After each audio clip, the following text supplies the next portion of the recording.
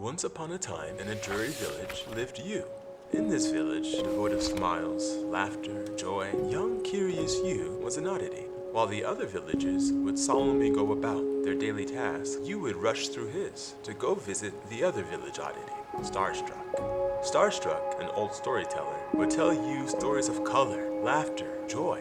One day, you asked Starstruck, "Why are the odd people in your stories so different from people now?" Starstruck answered you, and with a sad smile, "It's not the people in my stories that are odd. The villagers are so different because they've lost their light."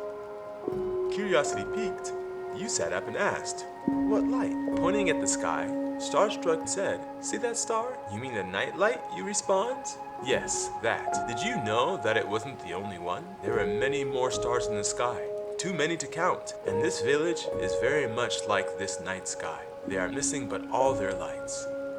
You cocked his head to the side, thought a moment, and asked, "Where are their lights?" Starstruck, hand on his rotund stomach, laughed. "They're somewhere. They just need help finding them. I'm sure you'll be the one to help them do so."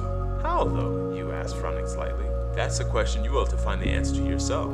But I heard there's a lake." "What's a lake?" you chimed in. "Time for another story," Starstruck laughs. As their wont, the two spent the rest of the day regaling and being regaled of times past. But by the next morning, when you woke up, Starstruck was missing. He looked everywhere, but he was nowhere to be found. Eventually, you went to the village head for help. The chief silently took him to his home, where Starstruck lay in his bed, skin sallow, barely breathing. "His light is almost gone," Big, the village head said. "How can I help him?" you asked, unable to turn his fearful eyes away from his ailing friend. "There is no helping him.